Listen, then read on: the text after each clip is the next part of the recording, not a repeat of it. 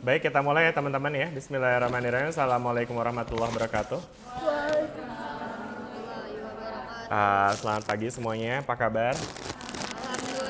Alhamdulillah baik. Oke. Apa? Heboh banget. Oh, berkah. Oh, karena Jumat begitu ya. Oke. Baik, hari ini kita akan melanjutkan kembali perkuliahannya teman-teman. Namun seperti biasa sebelum kita melanjutkan perkuliahan, kita akan berdoa. Ya, berdoa. Oke, berdoa menurut agama dan kepercayaan masing-masing. Berdoa dipersilakan.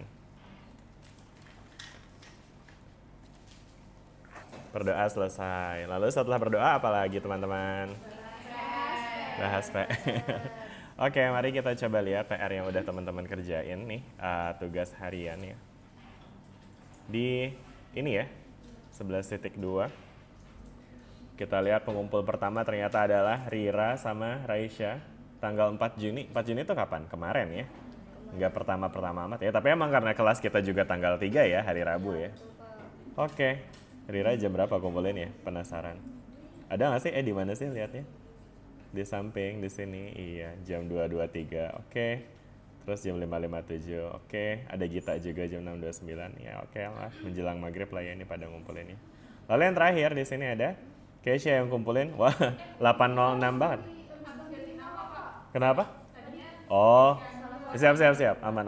Oh, tadinya Keisha duluan. Oh, banyak. Gimana? Salah format nama. Oh, begitu. Oke. Ya aman aja sih. Ini belum saya tutup juga kan ya pengumpulannya. Mungkin iya sih. Kita coba tutup dulu nih. Biar yang sudah melewatkan deadline tidak bisa kumpulkan lagi. Tapi loadingnya lama. Ya sudahlah. Nanti aja deh kalau ingat. Oke, terus habis itu di sini berarti yang kumpulin terakhir siapa? Laura ini. 723 ya. Oke deh. Terus ada Dian, Rifki dan seterusnya. In total ada berapa orang nih udah kumpulin? Berapa itu ya? Kagak ada anunya. 37 kelihatan ya emang ya? Oke, harus diganti. Nah nih ya 37 ya. Oh, ini ya kelihatannya di atasnya 37. Oke, nice. Good. Oke, sekarang kita akan membahas PR teman-teman. Mungkin voluntary aja. Silahkan ada yang mau bahas PR-nya. Oke, Hasna. Siapa lagi? Ada lagi yang mau bahas PR-nya? Sudah Hasna aja? Oke, berarti Hasna bahas semua ya? Oh, satu aja. Ada lagi nggak selain Hasna? Tidak ada? Ada berapa soal sih kemarin? Ada 6 ya? Oke. Yang paling susah yang mana guys? Nggak ada yang susah, asik sih gampang tuh. Ya udah. Usahain. Si bisa. Oke deh, ya udah kalau gitu kita coba lihat pekerjaannya Hasna ya. Hasna mau bahas nomor berapa tapi? Nomor 3. Bentar, ini kok gini? Kok ini jadi gabung begini? Bentar deh, kayaknya saya salah nge-paste deh. Nah ini harusnya begini ya. Nomor 3 itu tentang apa nih emang? Penjelasan tentang makna dari gelombang teredam ya. Makna dari persamaan ketika ada medium konduktif ya. Oke, Hasna nomor berapa ininya? Tugasnya? Nomor 13 ini. Oke, mari kita lihat pekerjaannya Hasna. Oh ini emang soalnya juga milih ya? Berapa soal sih yang kalian kerjain emang? Hasna kerjain nomor berapa aja? 3 sama 4 ya. Dan nanti sekalian lah ya sama soal nomor 4-nya. Oke. Ini digeserin lagi sedikit. Kita taruh pekerjaan Hasna di sini. Oke, silakan Hasna. Apa sih soalnya di sini? Oh, udah ditulis juga ya soalnya di sini.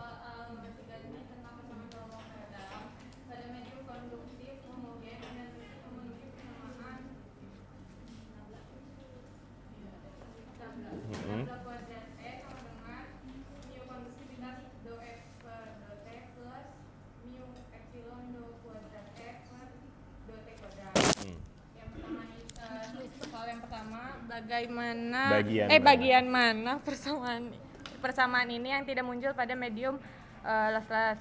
Nah, jawabannya yang satu dulu.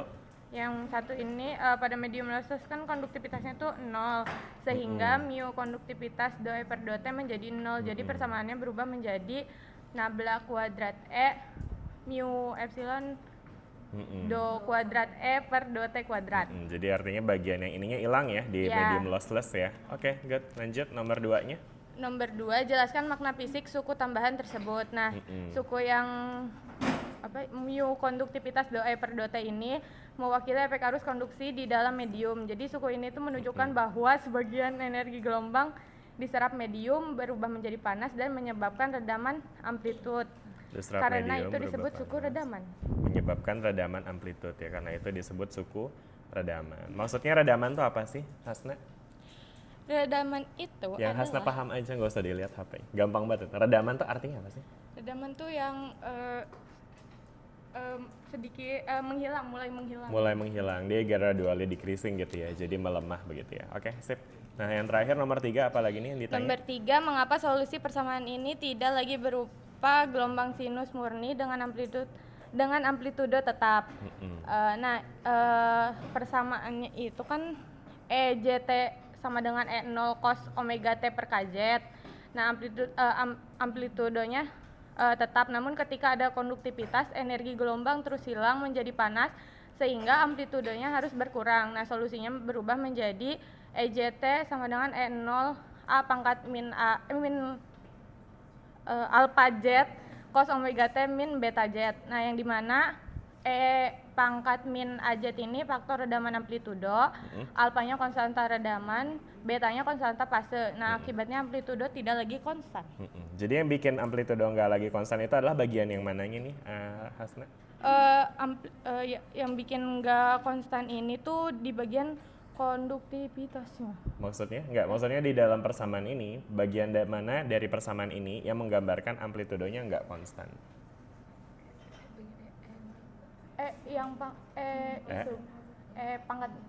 Pangkat min aja. Kenapa tuh? Kenapa bagian ini menggambarkan amplitudenya nggak konstan? Karena ada redaman. Iya, itu penyebabnya. Tapi maksudnya ini kan adalah implikasinya ya kan? Kita punya E pangkat negatif alfa Z. Nah, kenapa E pangkat negatif alfa Z itu menggambarkan kondisi dia meredam gitu?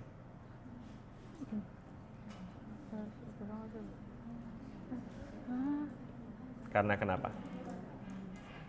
Kenapa ya? Kenapa, Hasna? Kenapa faktor ini atau suku ini menggambarkan dia itu meredam?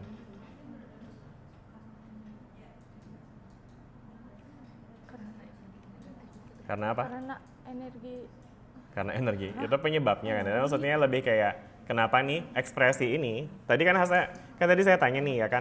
Di sini kan Hasna menyimpulkan bahwa amplitudonya tuh nggak lagi konstan kan? Tapi gimana amplitudonya?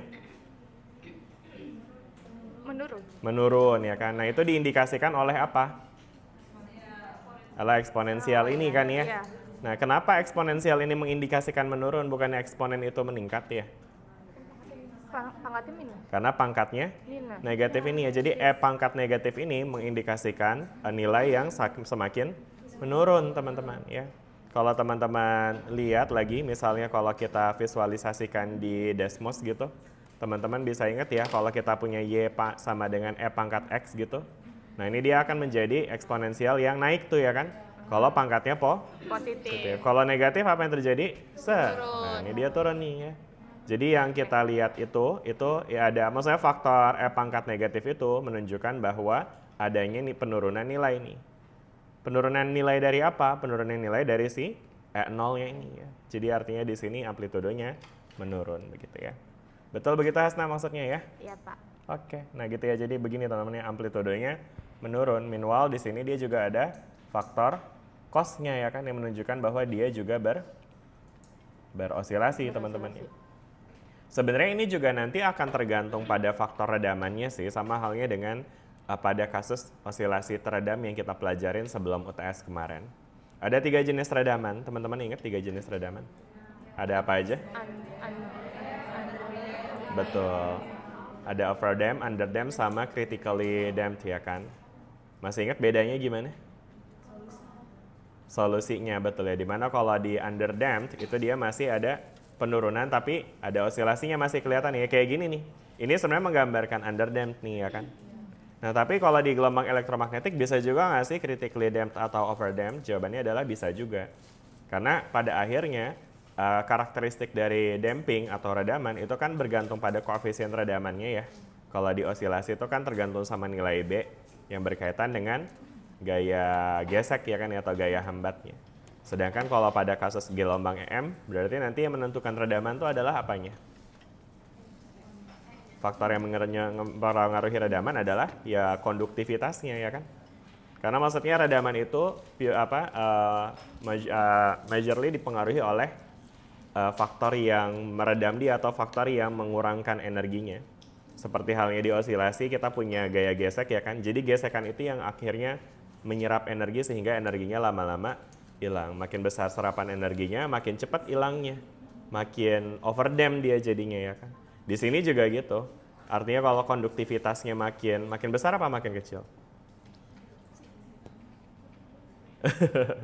Sebenarnya nanti akan ada faktor lagi sih. Maksudnya nanti nilai alfa itu sendiri kalau teman-teman lihat itu nggak cuma dipengaruhi oleh konduktivitas secara utuh ya, tapi dia juga dipengaruhi oleh apa?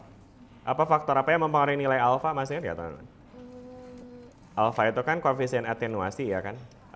Dan dia itu dipengaruhi oleh, nah ini nih, mu, sigma, omega sama per 2 ya kan. Jadi artinya ada 3 faktor nih at least ya, yaitu permeabilitas, konduktivitas, dan juga frekuensi dari si gelombangnya, begitu teman-teman. Jelas ya? Jadi artinya si koefisien redaman itu akan bergantung pada ketiga faktor ini ya kan. Jelas sampai sini teman-teman? Jelas. Oke, good. Ya terima kasih Hasna, boleh kita kasih applause buat Hasna. Satu lagi kali ya Hasna ya. Katanya dia ngerjain nomor 4 kan ya tadi ya guys ya? Oke, ya udah cukup ya. Oke deh, terima kasih Hasna. Ada lagi nggak yang mau bahasin PR-nya? Silakan. Oke. Siapa itu? Husnan. Oke. Bentar, ini kita perlu catatkan amal baiknya Hasna dulu nggak ya? Nanti aja deh. Kita ke Husnan dulu aja. Kenapa? Ada lagi yang mau di sebelah sini ada? Ya Mima mau bahas ya Mima? Enggak. Oke. Husnan nomor berapa absennya? 49. 3? 49. 49. Oke, Husnan Todo Damanik. Oke, mau bahas nomor berapa nih Husnan? Nomor 5, Pak. Nomor 5. Wih, soal susah tuh kayaknya ya. Ya nggak sih? Yang paling susah nomor berapa sih kayaknya? Emang nggak ada yang susah ya ini ya kayaknya? Kegampangan ya soalnya. Oke, kita lihat teman-teman pekerjaannya Husnan. Di sini udah ada soalnya juga, jadi mungkin saya langsung taruh aja di sebelah sini. Terus lanjutannya adalah ini bagian 2-nya. Terus ini kita hapus aja deh. Ini juga dihapus aja kali ya. Ini juga udah di copy tadi. Oke, kita lihat pembahasannya Husnan ya teman-teman ya. Boleh dijelasin dulu nih Husnan di soal nomor berapa ini? Nomor 5 5, Pak. ini ya. Apa nih yang Ya. ditanya di sini? Jadi di nomor 5 ini Mic-nya udah kan ya? udah, Pak. Oh, orangnya mana? Lah dari tadi dong, Hasna juga tadi nggak ada dong ya di sini. Ulang kali ya Hasna lagi ya. Oke, silakan Husnan. Oke, jadi di nomor 5 ini diceritain ada 2 gelombang elektromagnetik dengan frekuensi berbeda merambat menuju konduktor yang sama. Nah, ini kalau kita artiin kan berarti frekuensinya itu kebagi jadi 2. Yang satu tinggi, yang satu rendah gitu ya, Pak. Oke, terus di soal yang pertama ditanya gelombang mana yang memiliki skin depth lebih kecil, frekuensi tinggi atau frekuensi rendah. Nah, di sini jawabannya adalah gelombang dengan frekuensi tinggi karena dari rumus delta sama dengan akar 2 per mu sigma omega itu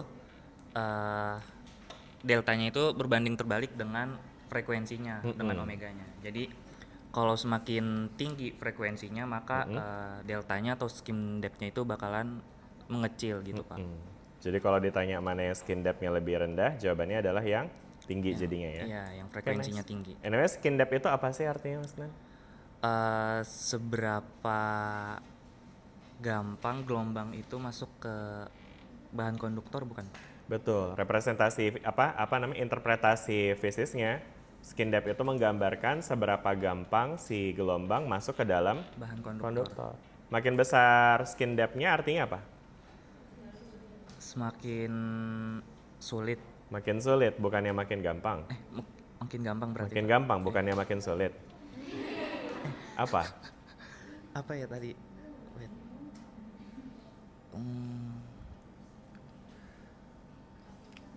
Makin gampang apa makin sulit? Tadi pertanyaan saya adalah semakin besar skin depth, Apakah artinya gelombang tersebut semakin mudah masuk ke dalam mediumnya atau justru makin susah?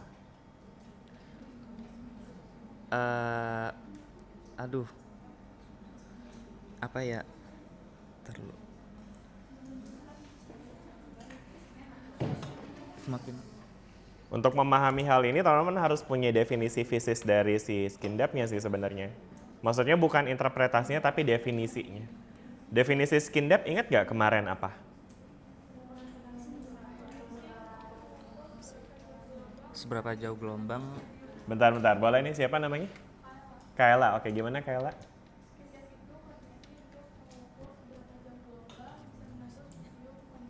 Seberapa jauh si gelombang bisa nembus medium konduktor kan ya? Berarti kalau skin depth-nya makin besar, artinya makin gampang nembus atau makin susah? Kalau skin depth-nya makin besar, berarti makin gampang nembus apa makin susah?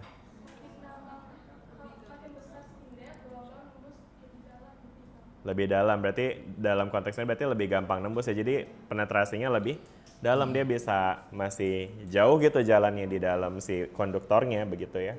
Sedangkan kalau skin depth-nya makin kecil, makin dangkal gitu ya tembusannya. Ini juga sebenarnya Husnan udah nulis kan ya di sini ya. Iya. Kalau frekuensinya tinggi, menembusnya sangat dangkal karena skin depth-nya kecil ya kan. Iya, Pak. Jadi dia nggak bisa nembus dalam-dalam gitu. Misalnya teman-teman bayangin punya balok aluminium berukuran 1 meter gitu ya kan. Nah ketika kita ngomongin aluminium atau metal atau logam gitu ya, karena dia konduktif, itu dia nggak bakal bisa nembus sampai 1 meter gitu. Dia paling cuma bisa nembus seberapa gitu. Kebayang ya teman-teman kayak tadi Kayla jelasin sih.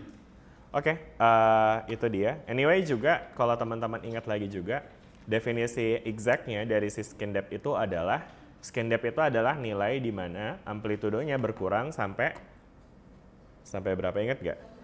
1/e, betul ya, 1/e dari si amplitudo awalnya gitu ya, pas dia di permukaan, pas dia sebelum masuk ya kan. 1/e itu berapa 1/e? 1 dibagi 2. Berapa 1/e?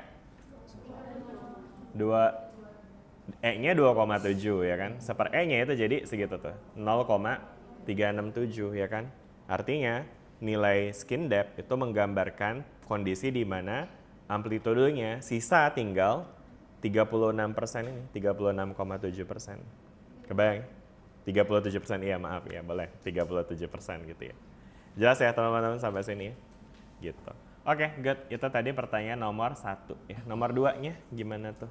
Oke, di nomor 2 jelaskan menggunakan bentuk delta. Ini udah ya sekaligus ya Ekuivalen dengan sebenarnya. akar 2 per mu sigma omega. Nah, di sini kita misalkan frekuensinya itu naik sebanyak 4 kali lipat, alias 4 omega. Nah, jadinya itu delta aksennya sama dengan akar 2 per mu sigma dikali 4 omega. Nah, karena 4 itu konstanta, jadi bisa kita keluarin dari persamaan itu jadinya 1 per akar 4, alias 1/2. Nah, itu kalau kita tulis ulang kan akar 2 per mu sigma omega itu ditulis sebagai delta.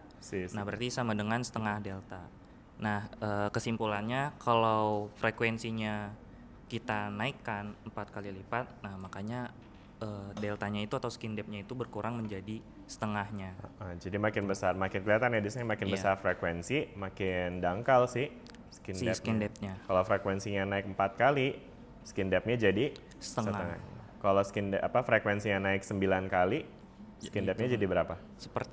Sepertiganya gitu ya kan. Oke, nice.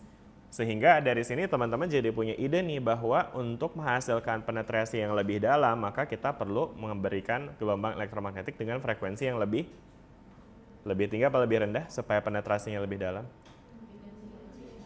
Lebih kecil ya kan ya, supaya dia penetrasinya lebih dalam kayak gitu teman-teman.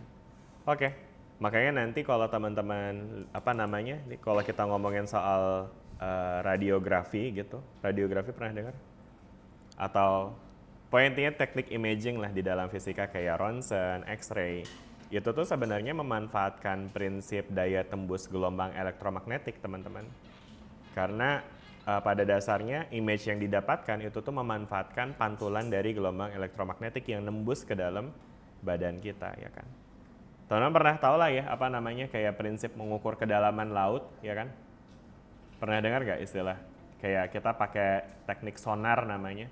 Jadi kalau misalkan kita mau ngukur kedalaman laut, seberapa dalam lautan itu kan kita nggak perlu bawa penggaris terus ngukur dari atas ke bawah sedalam-dalamnya lautan, ya kan. Nah tapi kita bisa tembakin gelombang tuh, ya kan, sehingga nanti kita bisa ukur tuh waktu yang dibutuhkan si gelombangnya untuk bolak-balik. Misalnya T-nya adalah 10 sekon, ya kan. Berarti kita bisa bayangin kalau kita tahu kecepatannya, let's say kecepatannya itu adalah 300 gitu meter per sekon, berarti kedalamannya bisa kita hitung pakai P kali T ya. Jadi 10 kali 300, jadi 3000 gitu ya. Jadi kedalamannya 3000 begitu? 3000 meter? No ya. Ini adalah jarak yang ditempuh sama si gelombangnya, ya kan. Berarti berapa kedalamannya? 1500. 1500 ya, karena teman-teman bisa lihat kedalaman ini technically adalah setengah dari si jarak tempuhnya. Berarti H-nya itu adalah 1500 meter ya. Nah, sehingga teman-teman bisa bayangin nih kalau misalkan si laut ini punya struktur, misalnya dia bentuknya kayak gini, ada palungnya segala macam, ya kan. Nah, ketika si kapal ini jalan, dia kan bisa terus-terusan tuh memancarkan gelombang, ya kan. Dan dari pancaran gelombang tersebut nanti dia punya informasi nih tentang bagaimana konsistensi dari dasar permukaan laut, dasar lautnya gitu, ya kan, tanpa harus ngelihat ke dalam lautnya secara langsung. Bisa dibayangin nggak teman-teman? Nah, jadi ini tuh ilmu metafisika, teman-teman, melihat yang tidak terlihat gitu. Jadi melihat hal-hal goib gitu, ya kan. Jadi dasarnya laut itu bisa kita lihat pakai teknik gelombang, pakai teknik sonar ini, teman-teman. Nah, cara yang sama diterapkan juga pada saat kita mau lihat struktur tulang misalnya. Tulang kelihatan nggak? Nggak, tapi bisa dilihat nggak pakai gelombang? Bisa, karena tadi ya, tekniknya mirip kayak gini teman-teman. Cuma bedanya instead of pakai sonar untuk melihat struktur tulang, misalnya mau lihat retakan, kita pakainya X-ray teman-teman ya. Jadi X-ray itu, misalnya di sini ada tulangnya gitu kan. Ini saya gambar apa ya? Misalnya nih, ceritanya gambar orang nih ya. Orang gimana gambar orang ya? Nah, ini dari samping ceritanya tuh teman-teman ya. Kayak Titan jadinya. Nah, ini ceritanya ada tulang lah di sini yang mau di-detect nih, ya kan. Nah, si sonarnya itu, si X-ray-nya itu teman-teman, cara kerjanya, dia tuh akan memancarkan gelombang, ya kan ya, di mana gelombangnya ini karena gelombang elektromagnetik dia bisa nembus tuh teman-teman ya. Nembus dalam kulit, tapi dia nggak bisa nembus tulang ya. Sebenarnya sih ada sebagian yang nembus, ada juga sebagian yang dipantul gitu, ya kan. Makanya kita juga kadang bisa lihat samar-samar ya depan belakangnya segala macem. Ya cuma intinya nanti ada impedansinya lah yang menyebabkan dia bisa terpantul, dan ketika dia terpantul kita bisa baca informasi terkait dengan selisih waktunya, atau mungkin interferensinya juga bisa dibaca, sehingga dari situ kita bisa dapetin tuh gambaran gimana bentukan si tulangnya itu gitu. Bisa dibayangin ya teman-teman. Nah, jadi dengan X-ray itu tuh kita bisa nembusin bisa nembus daging tapi nggak bisa nembus tulang lah gitu, ya kan. Nah, tapi kalau misalnya kita mau nembusin lebih jauh lagi, berarti frekuensinya harus dikecilin, ya kan. Makanya ada kayak misalnya radiografi itu kan dia pakai gelombang radio ya, dimana di gelombang radio itu dia frekuensinya lebih rendah tuh. Teman-teman inget gak tuh urutan dari gelombang elektromagnetiknya? Kita udah pernah bahas ya. Urutan dari gelombang elektromagnetik, kita bahas gelombang elektromagnetik kapan sih? Ya awal banget ini ya, tapi saya lupa deh, saya pernah kasih lihat nggak sih tentang klasifikasi gelombang elektromagnetik berdasarkan frekuensinya? Atau teman-teman ada yang ingat nggak klasifikasi gelombang elektromagnetik berdasarkan frekuensinya? Kan kita punya sinar gamma, sinar X, sinar infrared, banyak kan tuh. Ada yang ingat? Nggak ada ya di sini. Oke, yaudah kita googling aja kalau gitu. Jadi ini teman-teman, jadi electromagnetic waves. Biasanya tuh digambarin pakai ini teman-teman. Nah kayak gini deh misalnya. Ini bisa saya copy nggak ya langsung? Copy image, mana ya copy image ya? Gimana sih cara copy? Oh begini. Terus kita taruh aja di sini. Taruh mana ya? Wait, what? Kok nggak muncul? Sebentar teman-teman, kita ambil gambar yang lain aja deh. Yang ini deh.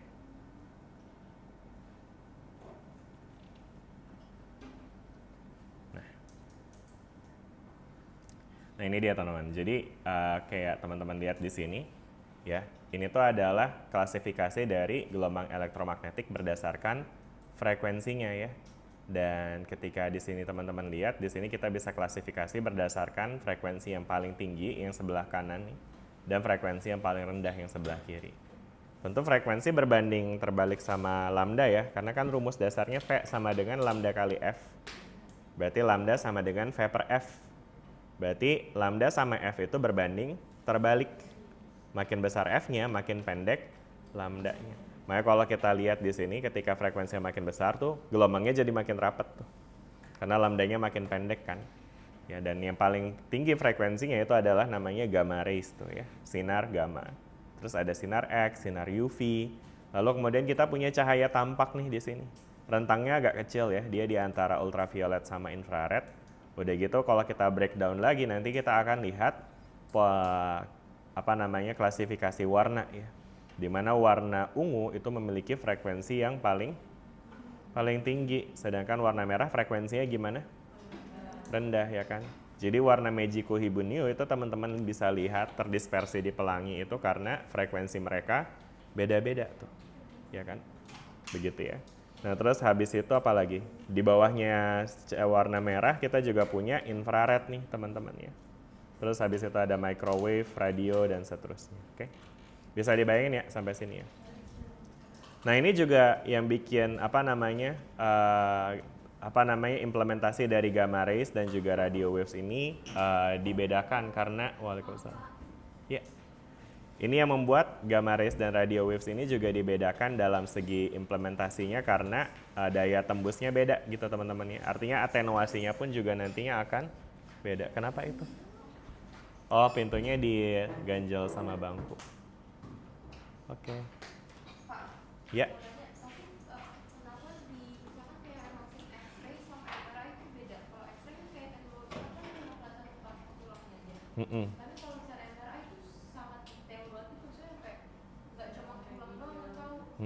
Tapi apa misalnya? MRI itu yang dipakai di mana sih? Kepala ya? Oh, buat lutut. Terus? Ototnya.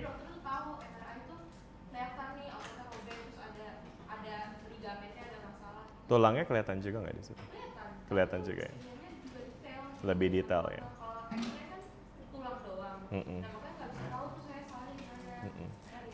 Iya. Sebenarnya kalau bedanya X-ray sama MRI, MRI itu sebenarnya bukan jenis dari gelombang, tapi dia itu lebih ke bagaimana gelombang itu dihasilkan. Teman-teman tahu kepanjangan dari MRI itu apa? Apa ya, Mima? Oh iya. Ya, mentang-mentang MRI depannya M itu bukan microwave ya, bukan. Tapi MRI itu adalah magnetic resonance imaging. Imaging artinya penggambaran ya kan, resonansi itu artinya resonansi dan magnetik itu artinya ya magnet. Jadi artinya dia itu adalah penggambaran yang diperoleh dari resonansi medan magnet. Jadi itu lebih ke ngegambarin proses yang mekanisme dari menghasilkan si gelombang EM-nya itu ya. Nah lalu gelombang EM apa yang dihasilkan oleh MRI? Nah itu sebenarnya kalau misalnya dia bisa daya tembusnya tinggi dalam konteks biar bisa ngelihat secara detail gitu ya. Itu tuh sebenarnya lebih ke mekanismenya juga yang dia tuh biasanya tuh melingkupi objek yang dilihat sih. Ya memang kemarin MRI-nya ditaruhnya gimana? Dia tuh di mana? Di bawah, tapi habis itu maksudnya si alatnya tuh mengelilingi ya. Nah, itu dia maksudnya. Kan dia dimasukin ke dalam ini kan ya, kayak MRI chamber itu kan ya. Yang ada buletannya itu, teman-teman. Nah, jadi dengan bulatan itu tuh sebenarnya jadinya gelombang elektromagnetiknya itu dia melingkupi kita secara 3 dimensi lah gitu. Beda sama X-ray yang misalnya kita cuma ditembak dari depan doang. Pernah ya ambil X-ray kan kalau X-ray itu kan kayak kita cuma nempelin dada doang misalnya buat ngelihat rongga dada atau paru misalnya buat ngecek tuberkulosis biasanya ya kan. Nah itu apa namanya bisa lebih ke itunya sih sebenarnya bedanya gitu ya. Jadi ketika gelombang EM-nya dihasilkan dari arah yang lebih banyak ya kan, nah itu bisa aja menghasilkan image yang lebih baik juga gitu. Nah sedangkan kalau kita coba lihat ya apa gelombang EM yang digunakan pada MRI. Nah nanti kita bakal bisa lihat di sini ternyata dia menggunakan gelombang radio ya kan. Nah kalau kita lihat gelombang radio itu berarti frekuensinya, lah kenapa? Cannot generate. Sorry, apa dia salah ya? Bentar, kalau kita lihat di sini apa sih? MRI adalah pemeriksaan yang tidak lagi menggunakan sinar X, tetapi menggunakan gelombang sebesar 80%. Apa sih? Tetapi menggunakan gelombang, mana sih? Ini gimana sih? Kalimatnya mana sih? Bentar guys. Nih ya, jadi MRI adalah pemeriksaan radiologi yang tidak lagi menggunakan sinar X, tetapi menggunakan gelombang apa itu? Lah kan sinar X juga elektromagnetik ya, iya aneh banget sih ini paper. Radio frekuensi ini teman-teman. Sarjito. Iya betul, jadi ini tuh dia apa namanya pakainya radio frekuensi sih kayak ini. Just a moment. Radio frekuensi itu gimana tuh teman-teman? Frekuensi radio kalau kita bandingin sama X-ray, bentar ini saya coba mastiin lagi, bener nggak sih dia frekuensi radio? Di sini nggak ada ya informasinya. Frekuensinya berapa? Apa? MRI rentang frekuensi radio nih teman-teman, RF ya. Jadi kalau kita lihat di sini, radio frekuensi itu masuknya tuh tinggi apa rendah sih frekuensinya? Frekuensi MRI berarti kan radio wave itu frekuensinya rendah tuh. Berarti MRI pakai frekuensi rendah. Kalau frekuensi rendah tadi gimana kaitannya sama skin depth? Skin depth-nya tinggi. Skin depth-nya lebih lebar ya, artinya dia bisa nembus lebih dalam. Makanya jadi mungkin dia bisa dapetin gambar lebih rich karena dia bisa nembus lebih dalam gitu. Gitu ya, kebejap ya Mima. Jadi maksudnya yang bikin MRI bisa lebih detail itu adalah karena MRI menggunakan radio frekuensi. Sehingga frekuensinya lebih rendah, sehingga penetrating faktornya jadi lebih tinggi. Jadi maksudnya daya atenuasinya sama lebih rendah kan ya. Makanya jadi dia bisa bisa lebih nembus sehingga bisa lebih kelihatan secara secara lebih utuh gitu. Jelas teman-teman sampai sini? Dan ini juga yang kita juga implementasi lainnya dari gelombang elektromagnetik itu kan biasanya juga dipakai buat komunikasi ya. Buat komunikasi atau mungkin buat saluran TV atau saluran radio, namanya juga radio, berarti dia menggunakan gelombang radio. Jadi karena memang gelombang radio itu karakteristiknya frekuensinya rendah, berarti dia bisa atenuasinya juga rendah tuh. Jadi artinya dia bisa menjalar pada jarak yang sangat jauh pada kondisi udara gitu misalnya. Udara itu kan sebenarnya kan bisa kita dekati sebagai medium yang hampir ideal ya. Tapi tetap gimana pun dia punya faktor konduktivitas ya. Ada konduktivitas udara yang menyebabkan gelombang EM ketika laut udara dia pasti bakal teratenuasi juga. Karena seideal-ideal udara tetap aja nggak ideal banget gitu ya. Ada konduktivitasnya.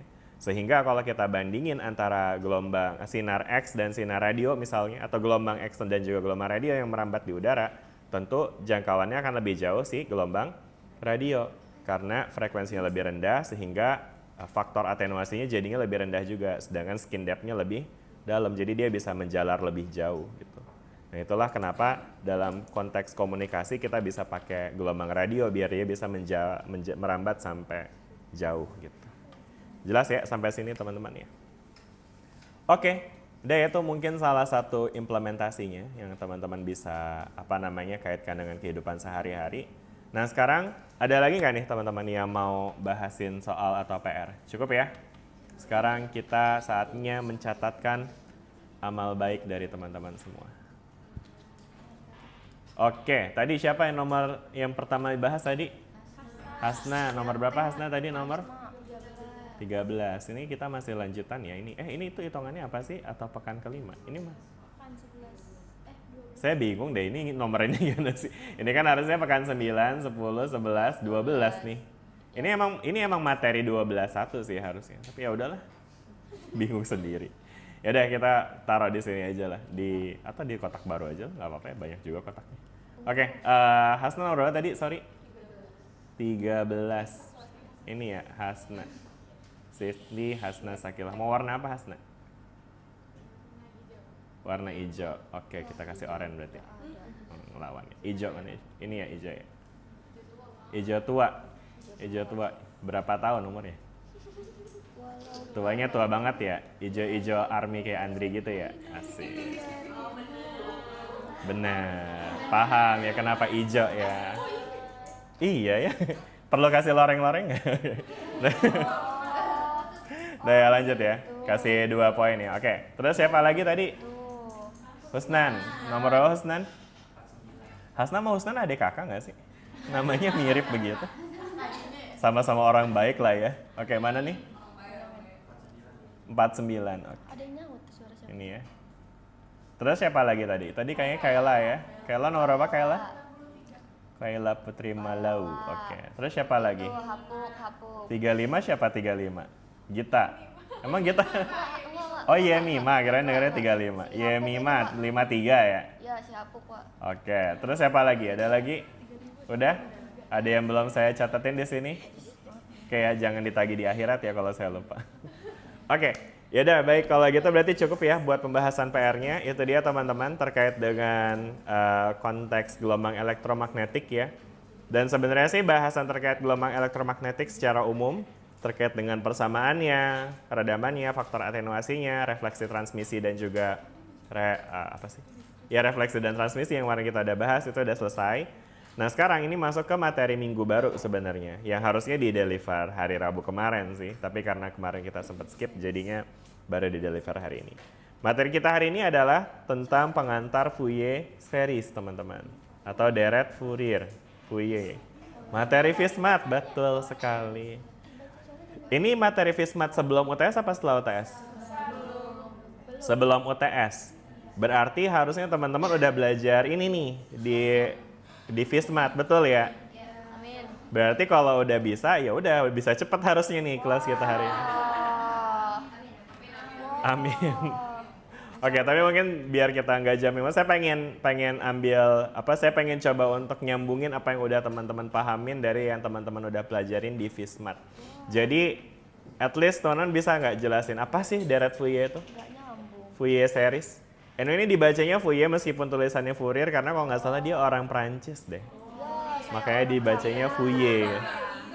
Orang siapa? Kitanya orang Indo ya, jadi. Ya udah, jadi maunya sebutnya gimana? Fourier aja gitu. Fourier. Fourier. Ya kita coba ya, kayaknya Fourier lebih enak sih, lebih gaul, lebih slay gitu ya. Fourier gitu. Fourier. Obat dong. Oke, jadi namanya ini Fourier ya. Fourier series itu artinya deret ya. Jadi deret Fourier, teman-teman.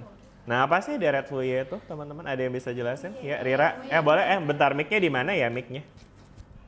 Mic-nya di gitu, oke, boleh kasih ke Rira.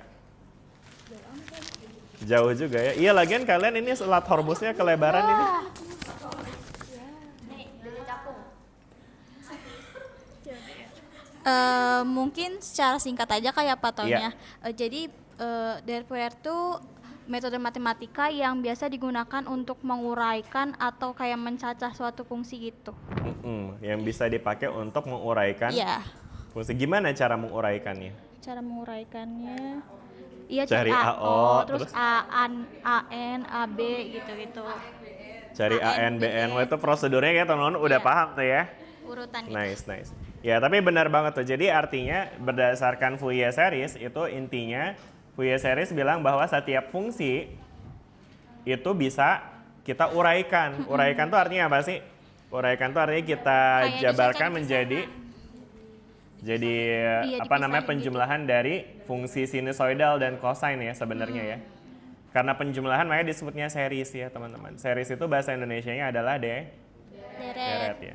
Jadi di materi matematika mungkin di Matdas apa sih nama mata kuliah kita? Fismat. Yang kalau yang sebelumnya lagi kalkulus ya. Di kalkulus kan orang udah belajar yang namanya sequence and series ya. Sequence itu artinya baris, series itu artinya Deret. Apa bedanya baris sama deret?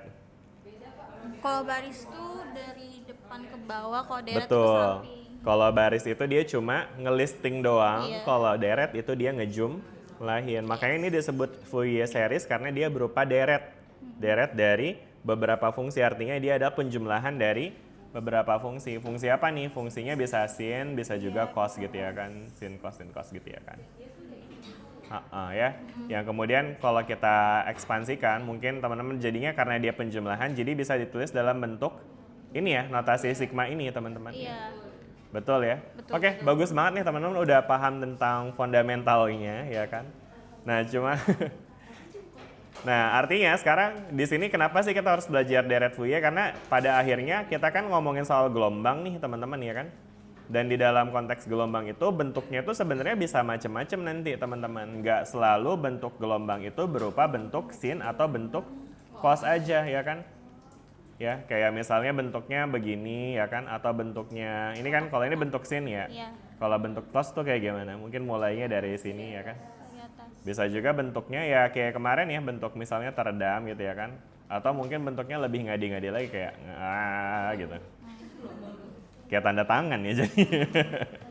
Ya jadi maksudnya bentuknya itu bisa macam-macam ya. Atau bahkan bentuk gelombang berupa kotak atau segitiga ya kan. Ada tuh gelombang kotak sama segitiga Iya, yang kayaknya teman-teman juga udah belajar ini ya. Pernah. Udah belajar ya cara bikin gelombang kotak gimana di Fourier series? Di praktikum ya. Di osiloskop Iya, gitu ya. osiloskop. Ya, jadi gelombang itu bentuknya bisa macam-macam ya teman-teman, nggak cuma sin sama kosin, tapi bisa juga bentuknya kotak atau segitiga atau bentuk lainnya gitu teman-teman ya. Misalnya bentuk apa? Bentuk lainnya, bentuk serandom apapun teman-teman. Misalnya teman-teman mau bikin gelombang bentuknya kayak bebek gini ya kan. Terus habis itu ada lagi. Nah gitu-gitu misalnya bisa-bisa aja teman-teman ya. Jadi emang namanya gelombang itu bentuknya bisa macam-macam gitu teman-teman ya. Nah, tapi apa yang disebutkan oleh Fourier itu bilang bahwa setiap bentuk gelombang, apapun bentuknya, itu tuh bisa disusun dalam bentuk penjumlahan dari bentuk sin dan cos, teman-teman ya. Nah, ini kenapa bisa didapat dari bentuk sin sama cos? Karena emang sebenarnya prinsipnya itu lebih ke superposisi gelombang, teman-teman. Masih ingat kayak istilah superposisi? Superposisi itu artinya penggabungan ya. Jadi suatu gelombang itu kalau ketemu ya simply tinggal ditambahin aja. Sehingga nanti dia akan menghasilkan gelombang baru ya. Nah jadi berdasarkan Fourier itu kita bisa menghasilkan gelombang seperti ini dengan menambahkan beberapa gelombang sampai dia jadi mirip kayak begini. Gitu ya. Jelas sampai sini teman-teman ya? Jelas. Oke. Nah, jadi dari sini nanti kita bakal belajar tentang tentang Fourier series lagi. Intinya sih refreshment aja hopefully karena harapannya teman-teman udah paham ini di kelas Fismat. Ya, jadi nanti di sini kita akan belajar tentang makna fungsi periodik seperti apa, menuliskan bentuk umum deret Fourier seperti apa, dan menurunkan rumusnya ya untuk koefisien Fourier menggunakan sifat ortogonal fungsi. Intinya buat ngitung A0, AN sama BN-nya itu ya. Oke, terus habis itu membedakan deret fungsi genap, fungsi ganjil, dan half range expansion, dan seterusnya. Ini prasyarat pengetahuannya, teman-teman tadi udah ngerti ya tentang prinsip superposisi, di mana suatu gelombang baru bisa dihasilkan dari jumlahan dari dua gelombang atau lebih ya. Itu prinsip superposisi namanya. Nah, terus habis itu ada lagi gelombang berdiri sama mode normal. Masih ingat kan gelombang berdiri? Gelombang berdiri, yang mana tuh gelombang berdiri? Atau gelombang stasioner, betul? Yang kayak gimana sih gelombang stasioner?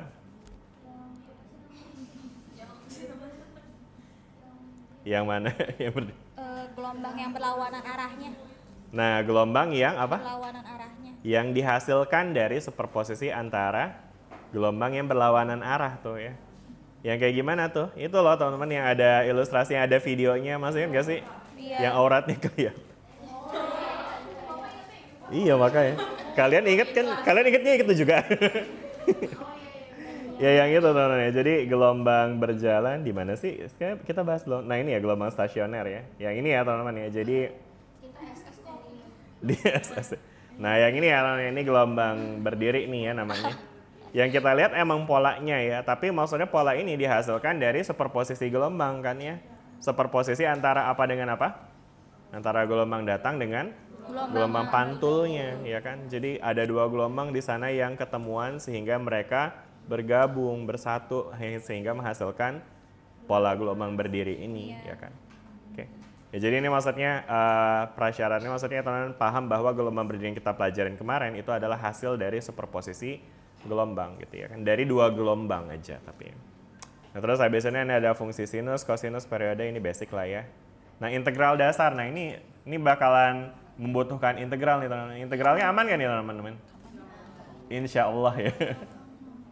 Kalau integral dari sin x dx apa nih teman-teman? Cos x.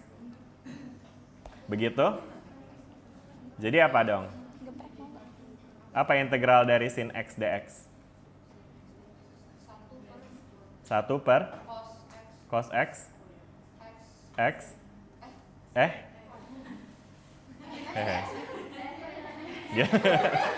Gimana? Apa? Saya kan ngikut aja orangnya. 1 per cos x. Terus? Iya, kayaknya. Iya. Lupa, ya ada yang lain, ada yang inget nggak? Min cos x plus c. Betul begitu? Sepakat nih ya? Tuh ya Mima bisa recall lagi ini? Ya jadi itu fungsi trigonometri itu fungsi yang cukup spesial karena ketika sin x, mungkin kalau teman-teman ingat urutannya itu kita bisa bikin kayak gini ya. Kan kalau kita turunkan sin x dia jadi apa? Cos x. Turunin. Kalau turunin cos x jadi negatif sin, turunin negatif sin jadi negatif cos, turunin negatif cos jadi balik lagi ke sin lagi tuh dia ya kan? Sin lagi tuh ya kan? Nah sehingga kalau kita ngomongin integral dari sin, berarti kita naikin sinnya tuh ya kan? Apa sin kalau naik? Min cos. Kalau min cos dinaikin jadi diintegralin lagi jadi sin gitu ya. Jadi kayak tangga aja gitu teman-teman ya. Oke, itu tentang integral dari sin x ya sebagai menjadi negatif cos x. Kalau integral dari sin 2x jadi apa? Min 2 cos. Begitu? Nggak tahu. Nah, terus kenapa jawabnya begitu? Iya, masa nggak tahu? Benar begini? Bukan. Min setengah cos 2x. Cos 2x. Bukan. Enggak. Apa gimana? Kayaknya iya. Jadi gimana? Gini, min setengah cos 2x kuadrat. Apa? Gimana, Mon? Enggak.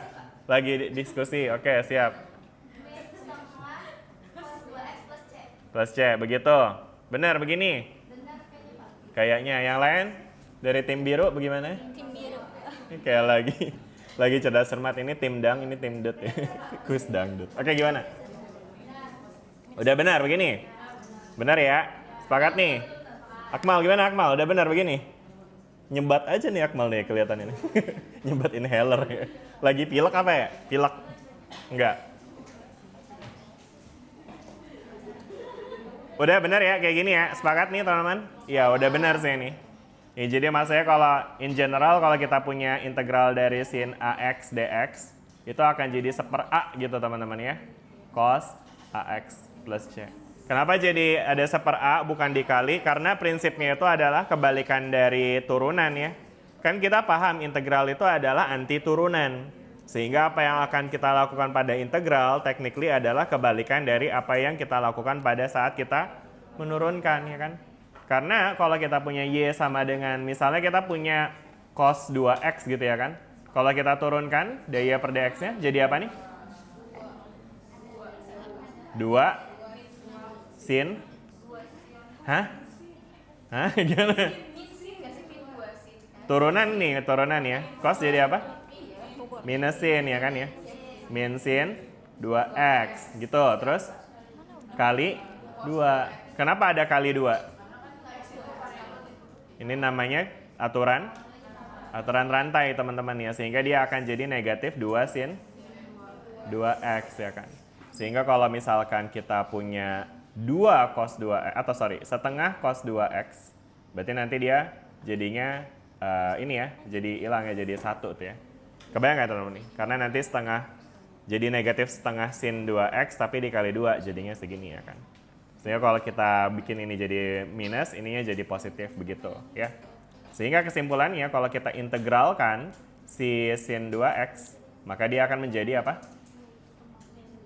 Min setengah cos 2x nih ya, min setengah cos 2x. Jelas ya teman-teman sampai sini ya? Oke, deh jadi hopefully bisa di-recall lagi ya tentang prinsip integralnya teman-teman. Intinya kalau kita punya integral itu ada, misalnya ada koefisiennya di sini, maka nanti akan ada faktor seper A-nya di depannya. Jelas? Oke, good. Sisanya ada apa lagi nih? Makna amplitudo dan energi pada sistem osilasi dan gelombang. Amplitudo itu yang menggambarkan energi intinya teman-teman ya. Makin besar amplitudonya, makin besar energinya, karena energi itu kalau misalnya pada konteks osilasi yang mekanik ya, itu kan setengah Ka kuadrat gitu ya kan. Atau pada konteks elektromagnetik juga kita udah bahas kayak misalnya setengah epsilon dikali E pangkat 2 gitu ya kan. Itu kan menggambarkan energi sebenarnya ya. Jadi amplitudo itu sebanding dengan energi. Oke, nah sekarang kita akan lanjut ya teman-teman ya. Nah sekarang di tujuan pembelajaran kita hari ini, jadi hopefully nanti teman-teman bisa ngejelasin ya bahwa gelombang periodik itu dapat diuraikan menjadi harmonik sinusoidal ya. Harmonik sinusoidal itu artinya adalah ya bentuk sin sama cos tadi. Dan kemudian nanti kita akan belajar cara pakai deret Fourier, terus habis itu ngitung dan interpretasi koefisien Fourier dan juga menghubungkan harmonik Fourier dengan mode normal. Kalau mode normal ingat nggak nih teman-teman? Mode normal itu apa sih? Mode normal maksudnya?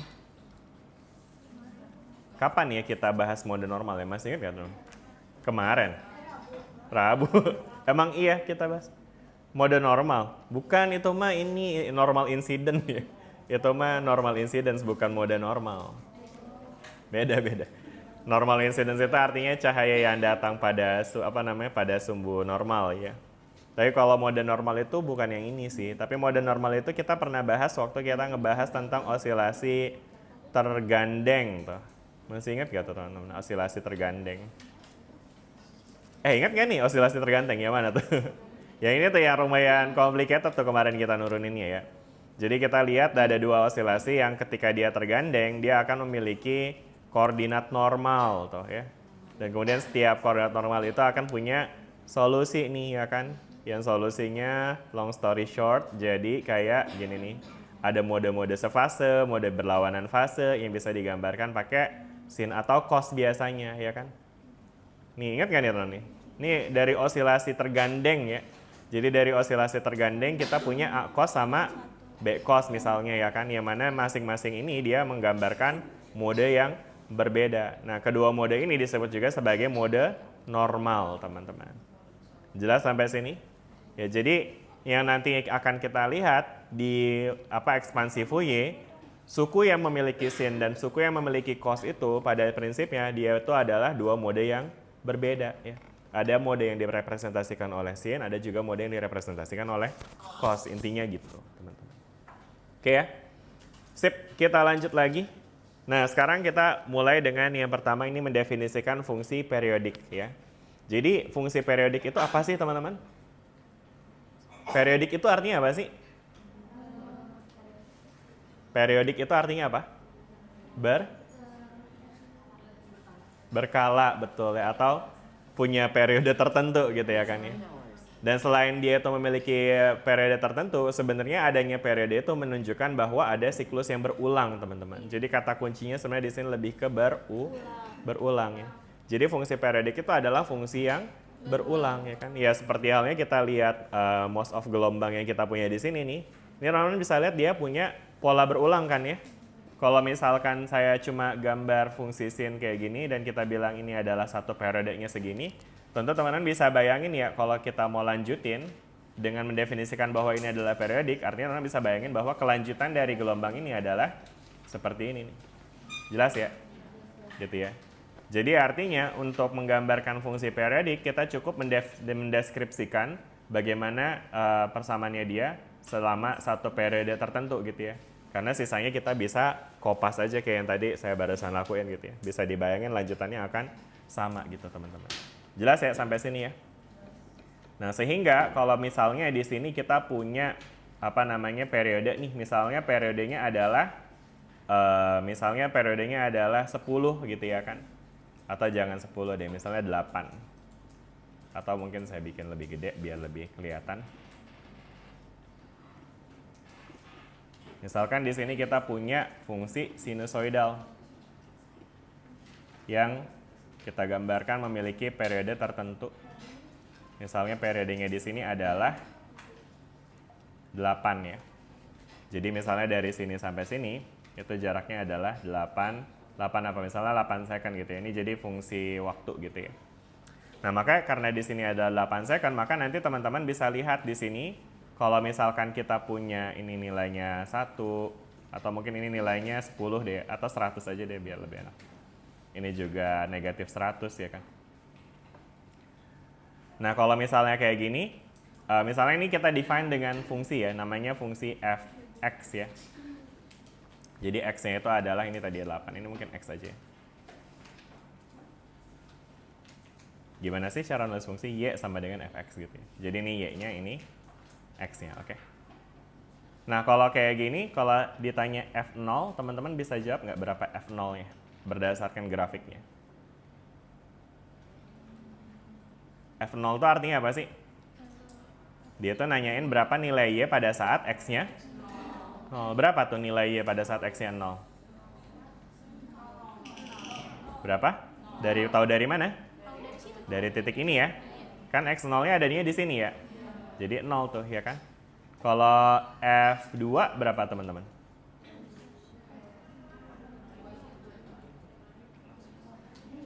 F2 berapa F2? Berapa F2? 2. No, 100 betul. Kenapa 100 tuh? Karena situ. Betul, di mana? Di situ, di sini ya. Kenapa kok di situ, Hasna? Kan segini 8, benar. Berarti 4 di sini nih ya. Ini 4. Berarti di sini 2, di sini 6. Berarti F2-nya berapa? 100, betul ya. Berarti kalau kita tanya lagi misalnya ada F4, berapa F4? Oh, F6 berapa F6? Min 100. Terus kalau F8? Oh, kalau F10? 100. Kenapa 100 tuh? Karena dia berulang nih ya kan. Kita punya segini tadi berapa? 8 kan ya. Jadi ini dia adalah 16 tuh ya kan. Berarti ini tengahnya adalah 4. 4. Berapa nih? Berapa tengahnya antara 8 sama 12? Berarti ini 10-nya di sini, 14-nya di sini. Kebayang ya? Oke. Nah, yang saya mau ajak teman-teman buat lihat di sini adalah di sini ada perulangan nih teman-teman, di mana nilai dari F2 itu sama dengan nilai dari F10 ya. F2-nya sama dengan F10 ya kan. Kenapa kok bisa sih F2 sama dengan F10? Karena dia memiliki periode 8 ya. Jadi pada dasarnya F2 itu sama dengan F dari 2 tambah 8. Ya, jadi setiap dia ketambahan 8, dia akan nilainya sama dengan nilai sebelumnya. Jadi in general kita bisa define Fx sama dengan F dari X plus T. Nah, ini adalah definisi matematis dari fungsi periodik. Jadi suatu fungsi bisa dikatakan sebagai fungsi periodik ketika dia memiliki ekspresi kayak gini. Fx sama dengan Fx plus T. Bisa dibayangin? Dan ini applicable buat semuanya teman-teman. Karena kalau teman-teman lihat di sini F4 juga dia sama dengan berapa ya? F4 samanya sama F12 ya harusnya. Atau inilah F0-nya sama F8-nya sama tuh ya kan. Karena 0 sama aja kayak 0 plus 8 gitu teman-teman. Jelas nggak sampai sini? Ya, jadi ini yang dimaksud dengan fungsi periodik ya. Jadi fungsi periodik secara matematis didefinisikan secara formal kayak gini ya. Fx plus T sama dengan Fx. Artinya setiap penambahan T dia nilainya akan sama dengan sebelum dia ditambah gitu. Jelas sampai sini? Good. Nah, contohnya adalah nih ada square wave nih ya. Square wave itu yang kayak apa tadi? Gelombang kotak ya. Jadi gelombang kotak yang bentuknya kayak gini ya, kotak-kotak ya kan. Nah, ini dia juga merupakan fungsi periodik nih karena dia memenuhi definisi ini kan ya. Maksudnya misalkan di sini kita bayangin dia memiliki periode 8 juga gitu ya. Jadi ini 8, 16, dan seterusnya. Nah, teman-teman bisa bayangin ya, kalau misalnya ini nilai maksimumnya adalah 100 lagi, nilai minimumnya negatif 100.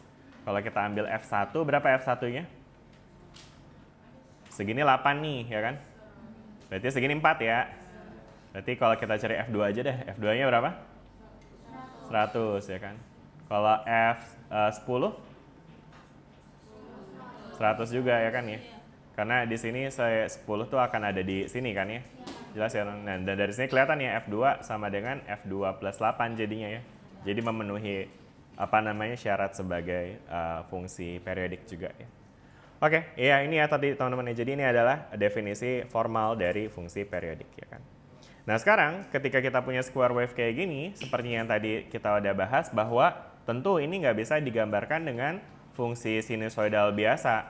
Karena yang kita tahu fungsi sin ataupun fungsi cos dia bentukannya ada curve-nya ya kan ya, ada lekukannya. Dia nggak patah kayak begini ya kan.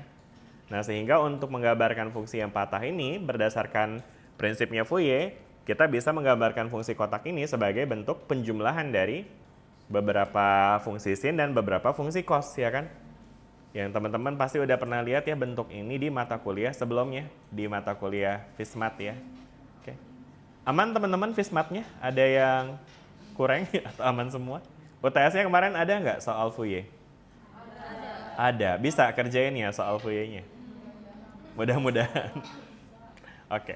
Nah ya jadi intinya karena teman-teman udah pernah ngerjain ini, intinya kita akan coba untuk revisit aja ya. Jadi si fungsi Fourier itu intinya nanti bakal ada 3 suku utama teman-teman ya, yaitu ada suku konstan, kemudian di sini ada suku yang merepresentasikan cos dan juga suku yang merepresentasikan si sin-nya. Aduh bentar. Oke. Nah sedangkan tanda sigma ini menggambarkan apa sih teman-teman? Deret, betul ya. Jadi artinya sebenarnya dia nggak cuma ada 2 biji nih teman-teman ya. Dia bisa diekspansikan dengan lebih banyak ya. Jadi kalau kita punya A0 per 2 ya kan ditambah, nah sigma ini tuh cara kerjanya gimana sih? N sama dengan 1 sampai tah hingga artinya apa sih? Kita ekspansikan dari 1 sampai tah hingga. Jadi kita akan menggerakkan nilai N-nya dari 1, 2, 3, 4 seterusnya ya kan. Kalau N-nya 1, maka A-nya jadi A1 cos X plus B1 sin X. Ya kan? Nah, itu untuk N sama dengan 1 tuh, kelar tuh ya. Nah, nanti N-nya juga bisa berubah jadi 2. Jadi kalau N-nya 2 jadi apa? A2 cos 2X plus B2 sin 2X, ya kan? Kalau N-nya 3, A3 cos B3 sin 3X dan seterusnya sampai tah hingga gitu.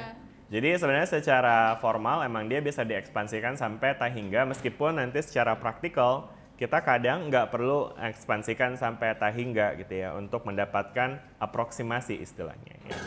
Oke teman-teman, sampai sini jelas ya. Jadi intinya teman-teman udah bisa lah ya ngebaca tentang notasi sigma kayak gini ya. Oke. Nah terus habis itu nanti teman-teman bakal bisa lihat intinya tadi ya ada 3 komponen ya, di mana komponen yang ini A0 per 2 itu menggambarkan komponen rata-rata sebetulnya ya. Karena dia itu adalah penjumlahan nilai konstan kan teman-teman ya. Jadi nilai konstan itu dalam fungsi sinusoidal itu menggambarkan nilai rata-rata teman-teman.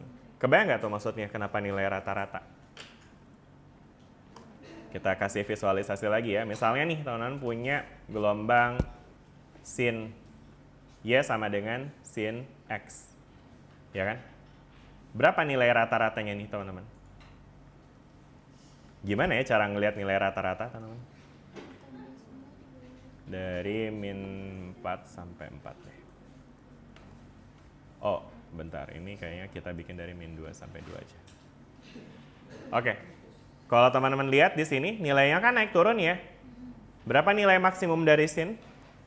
1. Nilai minimumnya berapa? 1. Kalau nilai rata-ratanya berapa? 0,5. Kenapa ada jadi 0,5 tiba-tiba? Ya dari mana Hasna? Bilang aja. Maksimumnya berapa? 1. Minimumnya berapa? 1. Berarti rata-ratanya berapa? 0. Rata-rata kan intinya tengah ya? Jelas ya teman-teman ya? Jadi rata-ratanya berapa nih? 0 ya kan? Jadi ya sama dengan 0 itu menggambarkan si rata-ratanya. Sekarang kalau kita lihat fungsi sin X tambah 3 ya kan? Nah grafiknya ada di atas ternyata nih.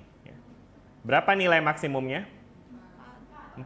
Berapa nilai minimumnya? 2. Berapa rata-ratanya? 3. 3. Dari mana ya? Kok tiba-tiba ada angka 3 di sini? Karena ini ditambahin 3. Jadi teman-teman bisa lihat ya, faktor penambah pada fungsi sin atau cos akan bikin dia ngangkat ke atas atau ke bawah. Sehingga akan ngerubah nilai rata-ratanya yang tadi normally 0. Ketika ditambahin, ya dia nanti rata-ratanya sama dengan jumlah penambahannya itu. In this case, 3. Betul ya. Kalau kita bikin minus 2, berapa rata-ratanya berarti? 2 gitu ya. Jelas ya teman-teman ya.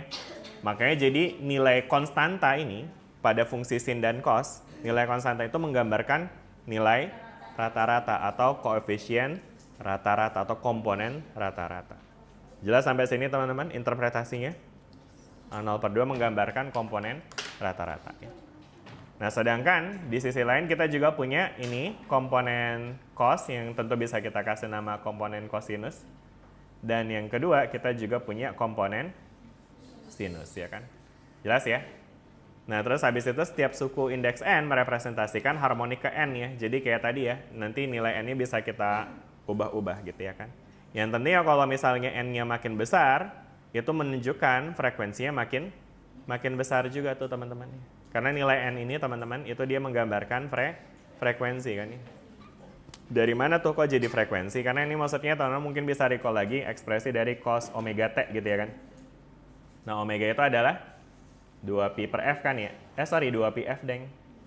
2pi f kan ya? Jadi frekuensi sama dengan 2pi per omega. Jadi kalau kita punya cos nx gitu misalnya, berarti n-nya adalah 2pi f ya. Jadi artinya nilai f sama dengan, bentar ini saya salah ya. Ini omega per 2pi maksudnya. Ini jadi adalah n per 2pi. Jadi artinya makin besar nilai n, makin besar frekuensinya. Kalau frekuensinya makin besar, bentuk gelombangnya bakal gimana tuh? Makin pendek atau makin panjang? Makin pendek ya, karena frekuensi makin besarnya dia naik turunnya makin cepat, makin tajam ya kan. Oke. Nah, terus habis itu ada apa lagi nih? Nah, ini ya tadi udah ya, dan seterusnya. Nah, sekarang kita akan menggunakan rumus sakti ini teman-teman.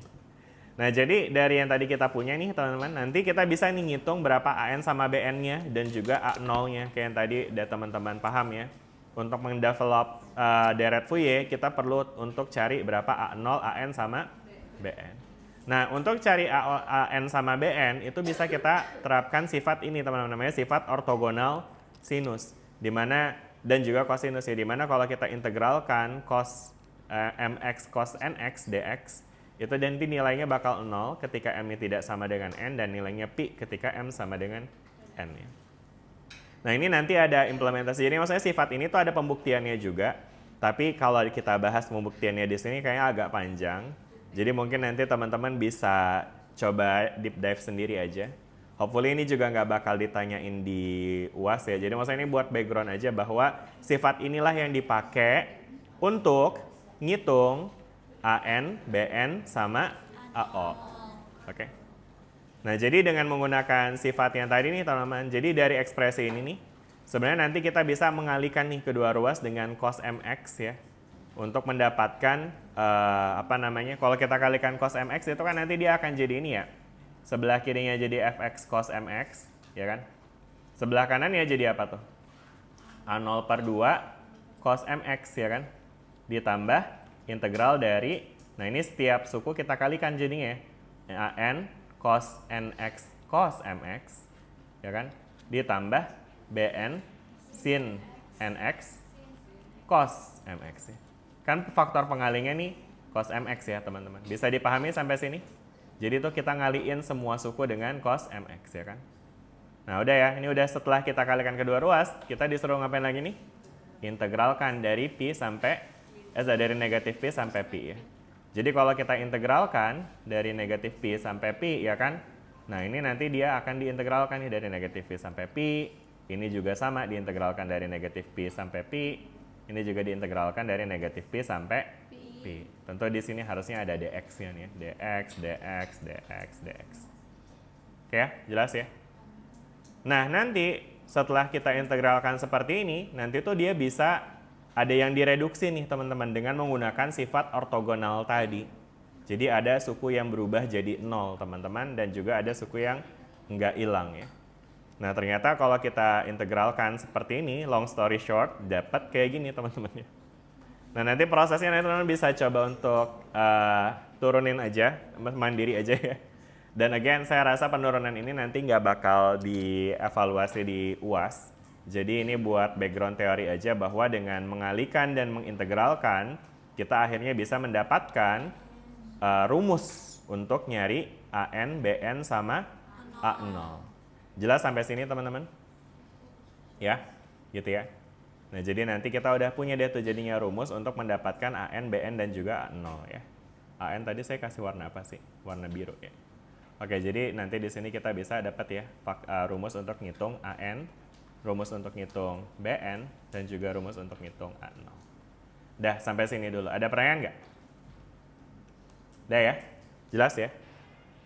Oke. Nah, sekarang di sini makna fisiknya. Jadi AN dan BN, ya tentu teman-teman udah bisa lihat ya, AN itu adalah koefisien dari komponen cos ya.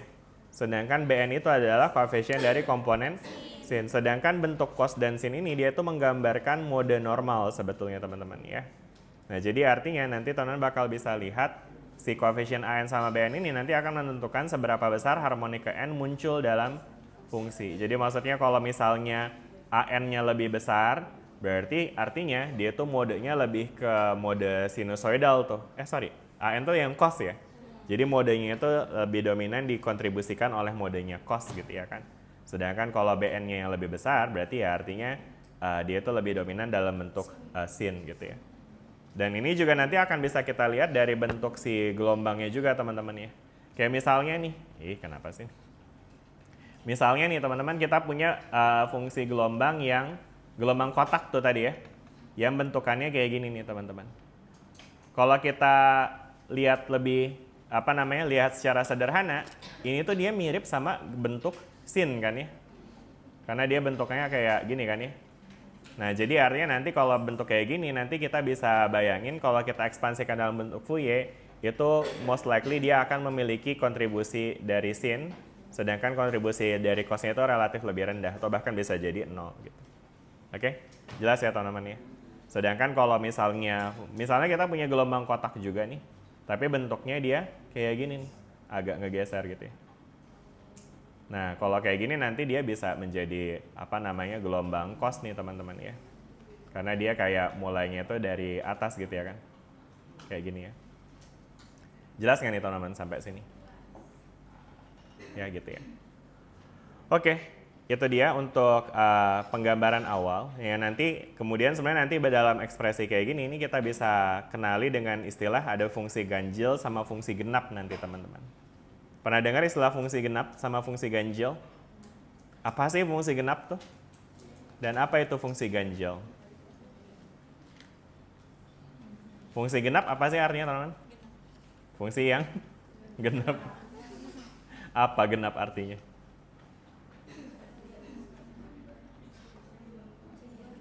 Bisa dibagi? No, bukan karena bisa dibagi dua sebenarnya. Tapi dia ada definisi khususnya teman-teman. Atau mungkin bisa sebutin nggak contoh fungsi genap itu apa sih teman-teman?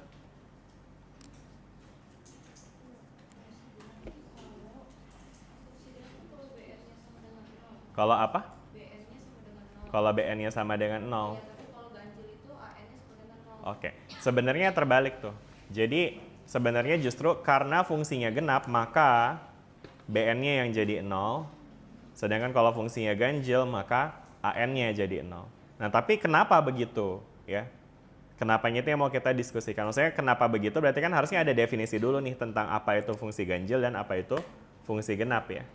Nah, kira-kira ada yang bisa jelasin nggak apa sih itu fungsi ganjil dan apa sih itu fungsi genap? Apa ya? Oke.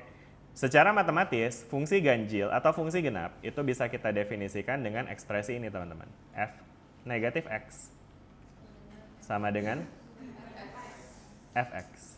Sedangkan kalau fungsi ganjil itu adalah F negatif X sama dengan minus Fx. Nah, apa artinya? Apa sih arti dari F negatif X sama dengan Fx? Dan apa arti dari F negatif X sama dengan negatif Fx? Secara rumus ini dia cuma beda tanda kayak gini doang ya. Tapi secara interpretasi teman-teman ngerti nggak sih apa maknanya?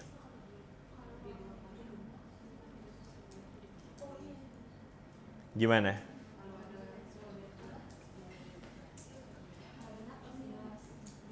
Kalau genap cosinus, itu kan yang tadi dijawab ini Yemi mata tadi. Maksudnya kalau BN-nya 0 berarti kan artinya cosinus gitu ya.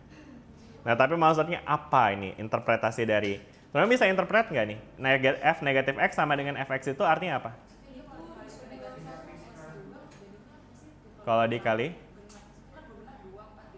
Ketemu lagi sama negatif kan, kalau 2 kan negatif X kali negatif X jadinya positif. Heeh. Kalau misalkan kalau yang ganjil kan maksudnya 3 kali kan sebenarnya jadi ganjil. 3 kali apa? Kalau 3 coba jadi kan dari X kali min X kali X jadi negatif lagi. Heeh. Jadi kalau benar itu kan. Oke. Ya, oke. Jadi mungkin itu tadi salah satu yang dijelasin sama Ajeng, meskipun ya mungkin ada benarnya, tapi saya masih kurang nangkep jujur apa namanya poin intinya. Tapi nggak apa-apa. Nah, tapi maksudnya di sini mungkin saya akan kasih salah satu contoh teman-teman, yaitu ada fungsi fx sama dengan x kuadrat misalnya. Teman-teman kebayang nggak gambar dari fx sama dengan x kuadrat itu gimana sih? Bentuknya, kurvanya kayak gimana? Betul ya, dia fungsi atau kurvanya itu bentuknya adalah y sama dengan x pangkat 2. Bentar, ini kita tampilkan dulu, ini kita hapus aja. Nah ini tuh dia akan jadi kurva yang simetris nih teman-teman, ini kurva parabola kan ya, basic banget ya, teman-teman udah pernah belajar ini waktu TK. Oh enggak TK juga ya, sorry. TK siapa? Iya, oke. Ya jadi ini ya teman-teman, ini fungsi dari fx sama dengan x kuadrat itu kan kayak gini nih teman-teman ya kan. Nah teman-teman bisa lihat di sini ada sifat di mana dia tuh memiliki simetrisitas ya. Betul, di sumbu yang sama, di sumbu apa dia simetris di sumbu y begitu teman-teman ya. Nah ketika dia simetris di sumbu y, artinya teman-teman bisa lihat sisi sebelah kirinya dan sisi sebelah kanannya itu sama ya kan. Jadi kayak misalkan kita ambil ini ya. Ini kan adalah f negatif 1 ya. Ini adalah f1. Nilainya sama tuh. Jadi f1 sama dengan f negatif 1 sama dengan f1 gitu ya. F negatif 2 sama dengan f2, f negatif 3 sama dengan f3. Jadi setiap nilai yang ada di kiri sama persis dengan yang ada di kanan. Jadi artinya fungsi genap itu adalah fungsi yang simetris. Kiri dan kanannya sama. Kalau kirinya positif, kanannya positif. Kalau kirinya negatif, kanannya negatif, ya kan. Sehingga kalau kita compare antara sin sama cos, teman-teman, kalau kita punya y sama dengan sin x dan juga y sama dengan cos x, mana yang tergolong sebagai fungsi genap, teman-teman? Sin atau cos? Yang tergolong sebagai fungsi genap, sin atau cos? Kenapa yang cos? Karena simetris, betul. Ya jadi kesimpulannya teman-teman, fungsi genap adalah fungsi yang simetris. Kirinya sama kanannya sama, ya kan? Dan ini yang kemudian menjadikan si cos itu adalah fungsi genap yang tadi Indah bilang tuh. Jadi fungsi genap itu contohnya adalah cos, ya kan? Kemudian tadi Yemima juga jawab kalau fungsi genap berarti BN-nya 0. Kenapa BN-nya 0? Karena BN itu adalah koefisien dari sin gitu. Jelas ya teman-teman sampai sini? Ya. Nah, sedangkan satu lagi fungsi ganjil. Kalau fungsi ganjil berarti apa dong? Terhadap apa maksudnya? Jadi contohnya adalah x pangkat 3 nanti teman-teman ya. Kalau kita punya x pangkat 3, grafiknya kayak apa? Kayak begini ya teman-teman ya. Jadi kalau teman-teman lihat di sini, dia sebenarnya simetris juga, tapi simetrisnya begini ya. Jadi kayak gini ya. Enggak begini tapi begini ya, ada atas bawah ya, di mana f, misalnya kita cari f negatif 1 ya. F negatif 1 berapa nih? Min 1 ya. Kalau f1-nya berapa? 1. Nah ini kayaknya kita harus zoom out ya. Atau ini kita copy dulu ya. Jadi teman-teman bisa lihat di sini untuk si fungsi genap, fungsi apa namanya ini? Fungsi ganjil. Ini tuh dia nilai f-nya itu berlawanan tuh teman-teman ya. Di sini teman-teman bisa lihat F1 berapa? 1 ya. F min 1 berapa? Min 1 ya kan. Jadi artinya di sini mereka berlawanan nih. Ya kan?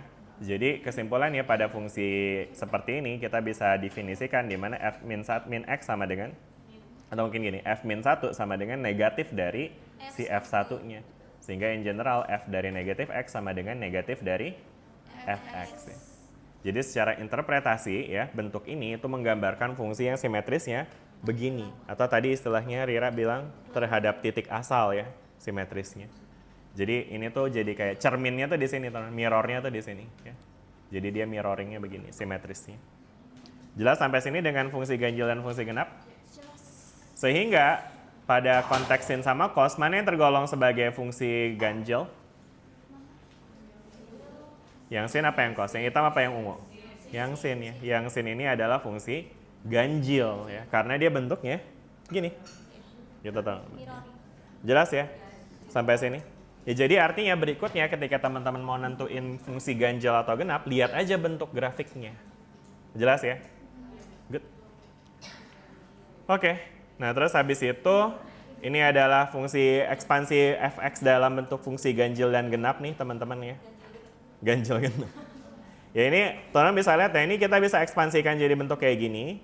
Kenapa bisa kayak gini? Karena teman-teman bakal bisa lihat kalau ini kita uraikan, ini tuh ujungnya jadi fx lagi nih teman-teman ya. Nah tapi yang spesial dengan penguraian ini adalah ketika fx adalah fungsi ganjil maka ketika fx adalah fungsi genap maka bagian ini akan jadi 0 nih nanti, karena fx sama f negatif x kan sama ya. Jadi pada saat dia genap ini dia 0 sehingga bn-nya jadinya 0. Sedangkan kalau pada saat ganjil itu nanti ininya yang 0 nih, karena f negatif x sama dengan negatif fx kan. Jadi kalau ini ditambahin, dia jadi 0 sehingga nantinya an-nya jadinya yang 0 gitu ya. Oke, gitu teman-teman ya.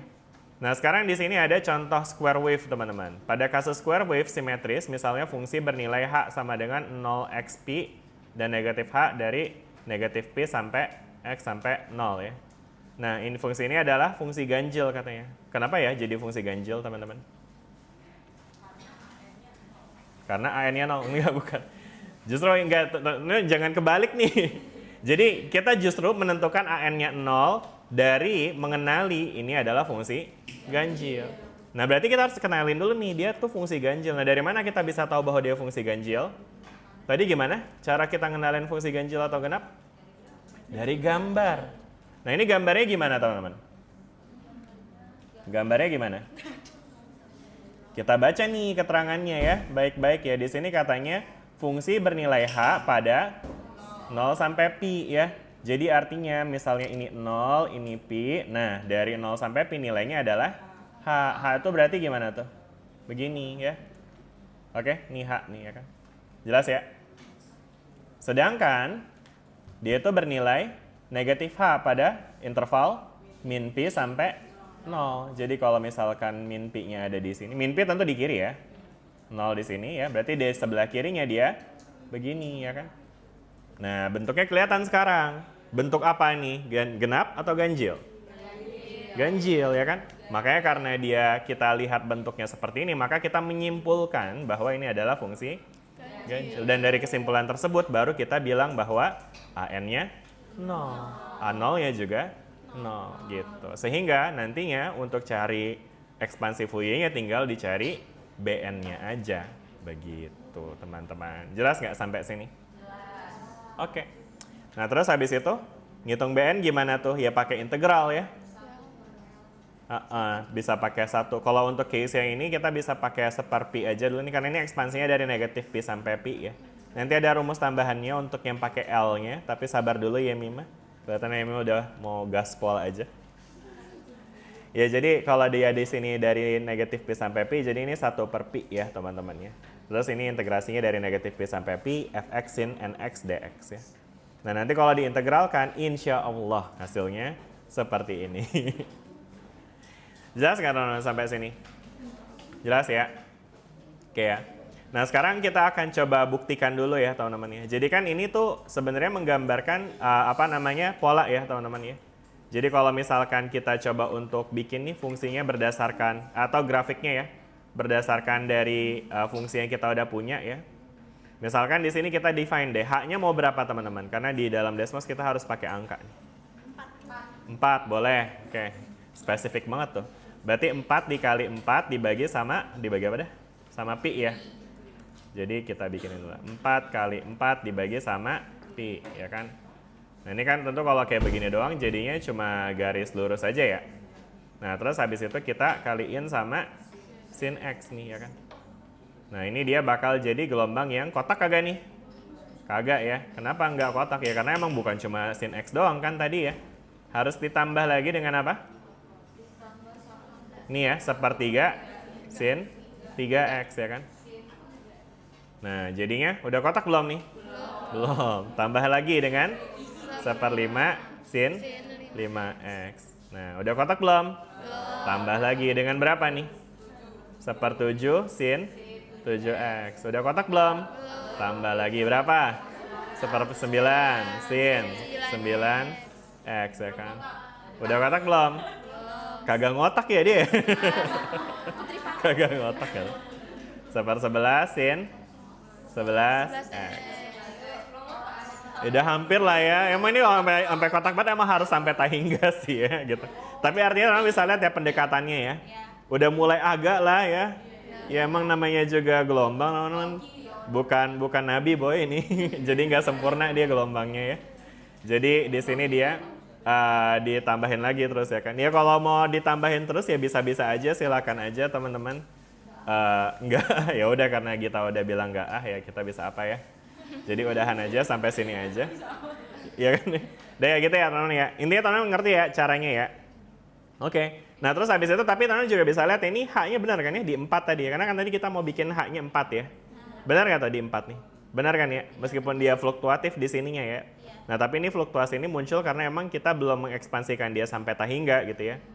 Kalau kita mau ekspansikan sampai tahingga, insya Allah nanti dia bakal jadi bentukan kotak gitu teman-teman. Lebih ngotak dia. Oke deh. Ini apa sih muncul mulu nih? Oke.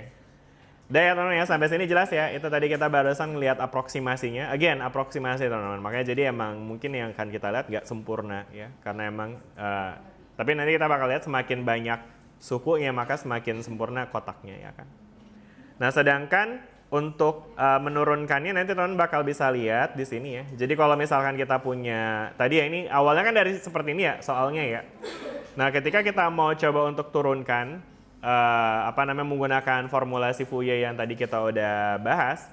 Nah ini di sini operasinya sudah saya tuliskan di sini. Jadi artinya nanti dari tadi teman-teman kan tadi tinggal cari BN-nya aja ya. Karena kita udah kenal bahwa ini adalah fungsi ganjil. Di fungsi ganjil A0 sama N-nya 0. Sehingga tinggal cari BN pakai rumus ini ya kan. Nah rumus ini tinggal kita evaluasi dengan mengganti si fx-nya teman-teman. Fx-nya apa nih fx-nya? Fx-nya adalah ini nih. H dan juga negatif H. Nah ini tapi karena dia intervalnya beda ya. Makanya jadi integrasinya pun jadinya harus kita split nih. Ya, jadi orang bisa lihat ini tuh adalah integral dari negatif pi sampai pi untuk si fx ya. Tapi karena fungsinya beda jadinya kita integralin di setengah periode dengan negatif h. Karena tadi kan dari negatif pi sampai 0 dia fungsinya negatif h ya. Nah sedangkan dari 0 sampai pi ini dia h. Jelas sampai sini? Nah udah deh sisanya ini adalah integrasi standar lah ya. Nah ini bisa lah ya. Apa nih integral dari sin nx dx dari 0 sampai pi yang barusan kita review ya. Apa integral dari sin? Minus cos. Tapi ada n-nya tuh jadinya ada 1/n. Makanya jadi minus cos nx per n dari 0 sampai pi ya kan. Nah ntar masukin deh jadinya ini ya. Karena kalau cos pi kan cos pi x itu akan jadi berapa sih? Bentar, cos pi x itu berapa sih? Cos pi itu berapa sih? 1 kan ya. Dia akan terus menerus 1 kan ya. Nah, tapi 1/n sih harusnya ya kan ya. Jadi ini negatif 1/n terus habis itu dikurang dengan, nah ini dia akan jadi pas kita masuk, kok jadi cos pi yang 0? Never mind. Yang cos 0-nya ya yang 1 ya. Jadi ini dia bakal jadi 1 nih karena dia dimasukin cos 0 nih ya kan. Jadi ini dia minus negatif 1 kan. Jadi intinya kayak gini ya teman-teman ya. Jadi pas kita masukin pi-nya x-nya dengan pi jadinya cos np ya. Jadi negatif cos np per n terus dikurang dengan negatif 1/n ya. Nah kalau kita factor out si 1/n-nya jadinya seperti ini. Jelas nggak bagian ininya nih teman-teman? Ya kan? Nah terus habis itu kita bisa lihat nih cos np itu tuh sebenarnya adalah pangkat dari negatif min 1 pangkat n. Ngerti nggak kenapa begitu? Nggak ngerti? Oke, cos NP itu artinya adalah dia itu adalah perputaran dari cos pi, cos 2 pi, cos 3 pi, ya kan? Cos 4 pi dan seterusnya, ya kan? Nah, sekarang berapa cos pi? Cos pi itu min 1. Ya kan? Teman-teman bisa bayangin ya, cos pi itu kan berarti kan dia itu di bawah ya bentuknya. Kalau cos 2 pi 1 ya kan, karena di atas kan ya udah 1 periode tuh dia. Cos 3 pi min 1 lagi.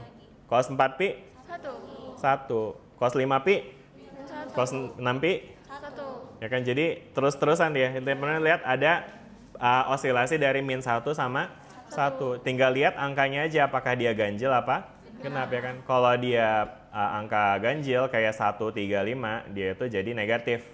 Kalau angka genap itu dia jadi positif. Makanya kita bisa tulisin jadi ini nih, min 1 pangkat n. Karena dengan nulis min 1 pangkat n jadinya ketika n-nya 1 dia negatif, ketika n2 dia positif, ketika n-nya 3 negatif lagi, dan seterusnya. Jelas ya teman-teman sampai sini? Ini mungkin note kecil ini saya taruh di sini ya. Oke ya, nah yaudah ini penyederhanaan aja akhirnya, sehingga nanti dari sini kita akhirnya bisa tuliskan ya bahwa untuk n-nya genap itu nanti dia bakalan jadi apa namanya? Dia bakal jadi 0 nih jadinya. Kenapa jadi 0? Karena ketika n-nya genap, dia kan jadi ini ya, jadi angka 1 ya ini ya. Sehingga 1 kurang 1 jadinya 0. Sedangkan ketika n-nya ganjil, ini dia jadi 1 dikurang negatif 1 ya, jadinya 2. Nah, makanya jadi kita akan punya faktor 2 per n untuk setiap suku ganjilnya, setiap n ganjilnya. Ini muncul mulu. Iya, wifi. Udah ya, gitu ya teman-teman ya. Nah, akhirnya makanya tadi pas kita ekspansikan ya, kita bakal punya ekspresi seperti ini nih teman-teman, di mana n-nya itu cuma berisi angka-angka ganjil, teman-teman. Udah ya, jelas ya sampai situ teman-teman ya. Oke. Sisanya ini ada interval umum yang pakai L yang tadi Yemima sempat sebutin ya. Jadi kalau kita pakai L nanti rumusnya jadi kayak gini. Perhatiin ini sebenarnya mirip ya. Kalau tadi kan dari negatif pi sampai pi, sekarang dari negatif L sampai L, berarti pembaginya adalah L. Sedangkan ininya jadinya cos NP per L. Kenapa begitu? Karena sekarang periodenya berubah tuh. Kalau yang tadi periodenya adalah 2pi, sekarang periodenya adalah 2L apa L ya ini hitungannya? Periodenya 2L sih harusnya ini tuh ya. Ya kan teman-teman? Karena ini dari negatif L sampai L kan, berarti dia berulangnya selebar itu kan, dari negatif L sampai L. Berarti kan 2L tuh ya kan? Ya gitu ya. Jadi nanti teman-teman bisa lihat nih, jadi faktor di dalamnya bisa kita ganti jadi kayak gini. Terus di sini ada lagi juga half range expansion. Kalau half range expansion itu maksudnya kalau fungsinya didefinisikan dari 0 sampai L aja, jadi sebelah kanan aja. Ada rumusnya lagi kayak gini. Karena maksudnya kalau dia sebelah kanan, nanti dia juga sebenarnya tergantung ya, dia tuh fungsi ganjil atau genap. Cuma kalau dia fungsi ganjil misalnya, berarti nanti dia cuma ada BN-nya aja kayak gini. Ini ada contoh, aktivitas, hubungan energi, kesatuan, ringkasan. Nah ini dia yang paling penting. Jadi ini ya rumus-rumus semua ini yang sebenarnya again teman-teman udah pelajarin ya di Fismat ya. Jadi ya ini kita cuma berkunjung kembali aja ya, cuma ziarah kembali ke apa yang udah ziarah nggak tuh? Ya dengan apa yang udah teman-teman pelajarin di Fismat. Udah deh, selesai ya, cukup ya 939. Ada pertanyaan sebelum kita akhiri? Tidak? Kenapa mukanya kayak udah kusut banget ketemu sama ini lagi ya? Wih.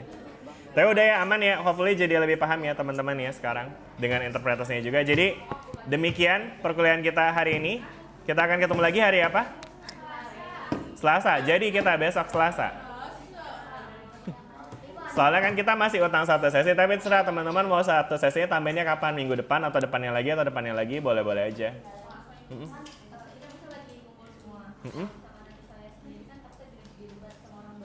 Oh gitu, kamu suka di demo ya? Ya Allah, kasihan banget kita ini. Oke, terus.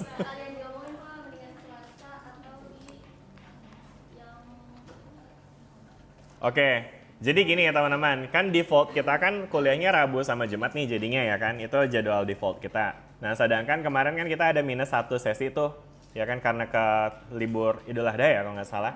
Sehingga kita perlu ganti. Nah sekarang teman-teman mau gantinya ke hari apa? Mau hari Selasa atau hari Kamis? Optionnya kan itu kan kemarin. Ya meskipun emang ada yang bentrok ya karena ada yang aslab ya kan. Nah tapi ya silakan teman-teman pilih aja. Cuma intinya kalau dari saya sih karena yang kemarin udah saya sebutin juga, Untuk perkuliahan ini absensinya bakal diputihkan. Jadi buat yang nggak datang nggak apa-apa juga, absennya tetap dihitung, nanti tetap masuk, ya kan? Nanti tapi bisa belajar sendiri aja dari kelas recording. Nah sekarang tinggal perkara teman-teman tentuin deh tuh mau hari Selasa atau mau hari Kamis. Kalau Selasa itu jam berapa? 8. Kalau Kamis itu jam 10 ya kan. Nah terus kemudian untuk minggu kapan itu juga bebas karena kita masih berapa lagi sih? 3 minggu lagi kayaknya ya menuju UAS ya. Iya nggak sih? Hanya biasa aja. Iya kan ya? Ya jadi silakan teman-teman apa mau minggu depan atau depannya lagi juga boleh-boleh aja. Selama jadwalnya match sih rasanya aman. Yaudah mau kapan? Selasa apa Kamis? Voting. Yang mau Selasa angkat tangan. 1, 2, 3, 4, 5, 6, 7, 8. Oke. Yang mau Kamis angkat tangan. 1, 2, 3. Apaan sih? Kamis Selasa apaan? Apa sih kok Grace baru nanya? Bebas. Yaudah, kelihatannya sih banyakan Kamis nih yang angkat tangan nih. Berarti gimana kalau kita adain Kamis aja? Jam 10 tapi.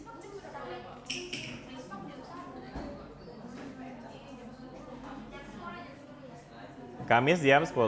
Bentar, ini kuliahnya kita tutup dulu deh, biar ini kagak kepanjangan recordingnya. Terima kasih. Assalamualaikum warahmatullahi wabarakatuh. Dadah semuanya.